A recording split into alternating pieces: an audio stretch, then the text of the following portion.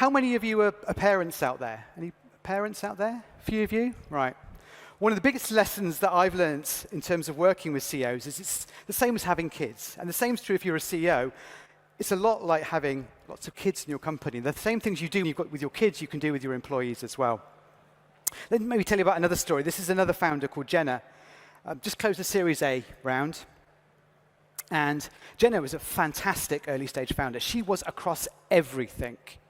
She knew the answers to everything right there and then. The business was fully and completely under her control.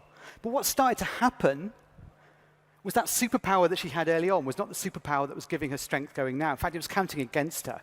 Staff were leaving. She was being accused of micromanaging. Bad decisions were happening. Her mind was being changed by things all the time. She went from this quite decisive person to somebody who was all very much overbearing in terms of the team. And the reason is because early on, she confused umbrellas with something else. So this is my daughter. This is Liv. She's 6.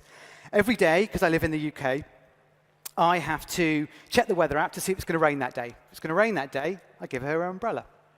Now, I know what you're thinking, those parents out there. Well, that's not a very good way to teach your little girl if she needs an umbrella or not. You've got to let her get wet, okay? And that's exactly what you do. You know, I don't check. I tell her to check. She doesn't check. She doesn't take her umbrella. She gets wet. She learns, okay? Parenting 101.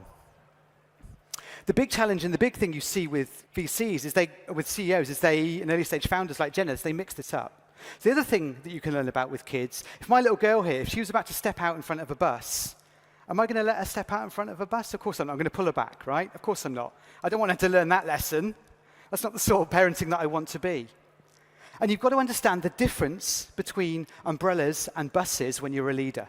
Because when you're an early stage startup founder, everything seems like a bus. Everything's a problem. Oh, pull the team back. Don't do that. That button can't be green. It must be blue. It's the end of the world if you get that mistake wrong. Many early stage founders, and this is a big point at the time when they work with me, is everything feels like it's a bus. Nothing's an umbrella. Nothing's a learning experience for the team or for them.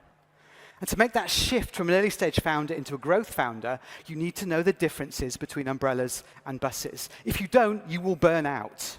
You cannot be across all of the decisions as your business grows. It's impossible for you to be able to do that. It doesn't scale. You need to scale, everybody needs to learn, and you need to let go a little bit.